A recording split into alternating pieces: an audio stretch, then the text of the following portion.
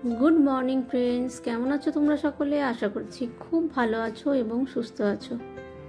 आजके जे भिडियोटा तोमादेर काछे निये चले एसेछि सेटा किन्तु एकटा छोटो माछेर रेसिपिर भिडियो।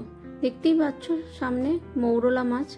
प्राय एटा अनेक दिन आगे शुट करेछि, दिते देरी हये गेल। एक मास आगे एकबार बाड़ी गियेछिलाम, माने आमार बाবার बाड़ी, सेखान थेके निये एसेछिलाम এই फ्रेश मौरला माछगुलो। और रेसिपिटा एकदम आमार मायेर हाथेर रेसिपि। माके जिज्ञेस करे मा एक्साक्ट जे ओয়েতে करे সেইভাবেই করেছি। প্রথমেই দেখলে তোমরা যে মৌরলা মাছটা আমি নুন হলুদ মাখিয়ে রেখে দিয়েছিলাম, আর সাথে আলু ডুমো ডুমো করে কেটে নিয়েছি, পেঁয়াজ টমেটো আদাও কেটে নিয়েছি। এখন মাছগুলোকে ভালো করে ভেজে নিতে হবে। আর আমার এই ফ্রাইং প্যানটায় না এই মাছগুলো ভাজাটা খুব ইজি হয়, নাহলে আমি মৌরলা মাছ ভাজতে গেলে আমার অনেক সময় মানে কড়াই লেগে যায়, ভেঙে যায়।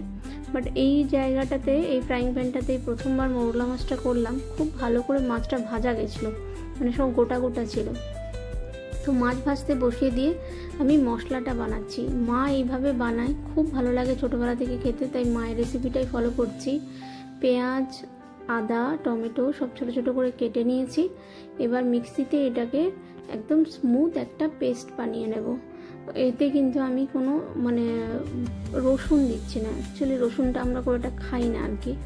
তো পেস্ট বানিয়ে নিয়েছি একটা স্মুথ পেস্ট। আর মৌরলা মাছটাও কিন্তু এদিকে সুন্দর করে ভাজা হয়ে গেছে। তো মৌরলা মাছ ভাজা হয়ে গেছে, মৌরলা মাছগুলো এবার নামিয়ে নেব। নামিয়ে মেন যে তরকারির প্রসেসটা সেটা শুরু করার আগে কিন্তু আলুগুলোকেও ভেজে নিতে হবে, কারণ আলুগুলো আগে থেকে বেশ লাল লাল করে না ভেজে নিলে তরকারি কিন্তু সেই টেস্টটা হবে না। তো আজকে তার আগে একটু বলে দিই, কারণ ভয়েস ওভার দিতে গিয়ে তোমরা হয়তো বলতে পারো যে এত ভয়েস স্লো আসছে কেন। অ্যাকচুয়ালি ওই হয় না, ঠোঁটের একদম নিচেই একটা মানে ইনফেকশন হয়েছে, তাই কথাটা প্রপারলি বলতে পারছি না। ভাবছিলাম যে আজকে হয়তো ভিডিও দিতে পারবো না, কারণ আমার এডিটিং করা থাকলেও ভয়েস ওভার দেওয়া ছিল না। তো ফাইনালি এখন মেডিসিন খেয়ে প্যারাসিটামল খেয়ে একটু পেনটা কমতে আমি কোনো রকমভাবে ভয়েস ওভারটা দিচ্ছি। তাই জন্য প্রপারলি হাঁ করে বা মুখটা খুলে যেভাবে কথা বলা যায় সেভাবে আমি কথাটা বলতে পারছি না, একটু কষ্ট হচ্ছে আমার কথাটা বলতে। তাই হয়তো তোমাদের মনে হতে পারে যে ভয়েস ওভারে গলাটা ভীষণ স্লো আসছে। যাই হোক, এখন দেখো আলুগুলোকে ভেজে নিচ্ছি একটুখানি, মানে লাল লাল করেই ভাজবো। মা তো যখনই কোনো তরকারি বানায়, যে কোনো ঝোল আর কি, আলুকে খুব সুন্দর লাল লাল করে ভেজে নেয়। আর আমি জেনারেলি কোনো তরকারি করার আগে, সেটা চিকেন ছাড়া অন্য কোনো তরকারি করার আগে ঝোল করতে গেলে আলু এত কষাই না। তো আলুটা ভেজে নিলাম ভালো করে। আর এখন ওই যে টমেটো আদা পেঁয়াজের একটা পেস্ট বানিয়েছিলাম, তাতে কিছু গুঁড়ো মশলা দিয়ে দিলাম। হলুদ গুঁড়ো, লঙ্কা গুঁড়ো, জিরে গুঁড়ো আর ধনে গুঁড়ো, একদম বেসিক মশলা। খুবই রান্নাটা ইজি রান্না, কিন্তু ছোট মাছের এই ঝোলটা খেতে গরম ভাতে এত ভালো লাগে। আমি সবাইকে রিকোয়েস্ট করব যে তোমরা অবশ্যই বাড়িতে একবার ট্রাই করো, কারণ প্রচণ্ড ভালো খেতে হয়। তো আলুগুলো দেখছো সুন্দর করে ভাজা হয়ে গেছে, মাছ সুন্দর করে ভাজা হয়ে গেছে। এইবার মেন রান্নাটা শুরু করব। তো ফ্রাইং প্যান গরম হয়ে গেছে, তাতে কিছুটা সর্ষের তেল দিয়ে দিলাম। আর ফোড়নের জন্য মানে 5 ফোড়ন, শুকনো লঙ্কা তো ইউজ করবই, তার আগে একটু চিনি দেব। অ্যাকচুয়ালি মা যে কোনো ধরনের ঝোল, এই ধরনের ঝোল রান্নাগুলোতে মা একটু চিনি দেয়, কালারটা তাতে ভীষণ সুন্দর আসে। আমি যদিও এইভাবে করি না রান্না, কিন্তু মায়ের রান্না যেহেতু ফলো করছি এক্স্যাক্টলি মা যেভাবে বানায়, সেই জন্য আমিও চিনিটা দিয়েছি। কালারটা কিন্তু সত্যি ভীষণ সুন্দর আসে এতে। তো এই চিনিটা দিয়ে 5 ফোড়ন দিলাম, শুকনো লঙ্কা দিলাম, দিয়ে একটুখানি যখনই তেলটা একদম ভীষণ গরম হয়ে উঠলো, তখন যে একটা পেস্ট বানিয়ে রেখেছি পেঁয়াজ আদার, সেই পেস্টটাকে কিন্তু এর মধ্যে দিয়ে দেব। এবং তোমরা দেখবে যে মশলাটা যখন আস্তে আস্তে কষানো হবে না, কালারটা কতটা বিউটিফুল আসে। এই যে দেখো এই পেস্টটা এবার ওর মধ্যে দিয়ে দিচ্ছি। আর এই যে পেস্টের মধ্যে আমি গুঁড়ো মশলাগুলো মিশিয়ে নিলাম, এই জিনিসটা আমি আমার শাশুড়ির কাছে শিখেছিলাম। শাশুড়ি পেঁয়াজ আদা দিয়ে কোনো রান্না করলে মোটামুটি তার মধ্যে গুঁড়ো মশলা দিয়ে দিত। আদারওয়াইজ গুঁড়ো মশলা যদি খালি খালি দিতে হয়, পেঁয়াজ আদা হয়তো ইউজ হচ্ছে না, তাহলেও কিন্তু একটা জলের বাটির মধ্যে পেঁয়াজ মানে গুঁড়ো মশলাগুলোকে গুলে নিয়ে দিত, তাতে তরকারির মধ্যে মশলাটা ভালো করে মিশতো। এটা আমি শিখেছি ওইখান থেকে। অ্যাকচুয়ালি রান্না আমার পুরো রান্নাটাই শেখা, রান্নার জগৎটা শেখা পুরোটাই আমার বিয়ের পর। তো মা, শাশুড়ি, শাশুড়ি অনেকের কাছ থেকে অনেক কিছু ছোট ছোট জিনিস শিখেছি। তারপরে ইন্টারনেট তো আছেই।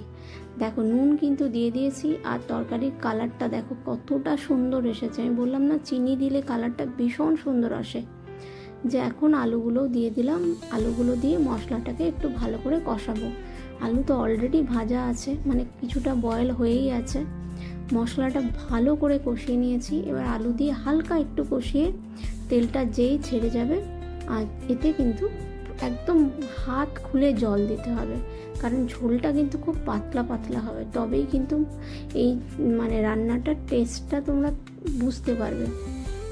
মানে ছোটো মাছ দিয়ে রান্নাটা এত ভালো হয় যে কিছু বলার নেই। এবার এতে দিয়ে দিচ্ছি অনেকটা পরিমাণে জল। ওই আলুগুলো ভেজে রেখেছিলাম যে পাত্রে, সেই পাত্রটাতেই জল দিয়ে দিলাম, তাহলে তেলটাও খানিকটা চলে গেল ওখানে, ঝোলের মধ্যে আরও টেস্টি হবে ব্যাপারটা। তো ঝোলের জন্য জল দিয়ে দিয়েছি পর্যাপ্ত পরিমাণে। এইবার ঢাকা দিয়ে আলুটা সেদ্ধ হওয়ার অপেক্ষা।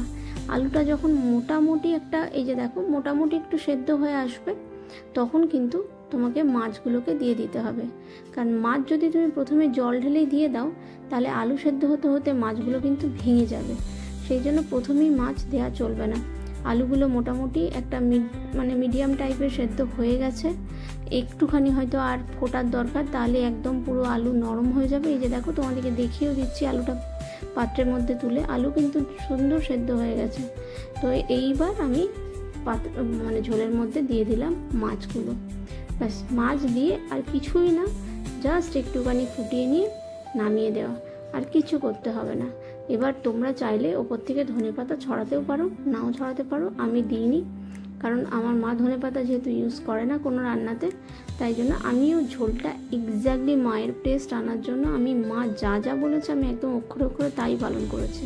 এই যে দেখো, ঝোল কিন্তু একদম প্রপার রেডি হয়ে গেছে, একদম সুন্দর হয়ে ফুটে গেছে, সমস্ত আলু টালু সুন্দর সেদ্ধ হয়ে গেছে। এবার জাস্ট সার্ভ করে দেওয়া।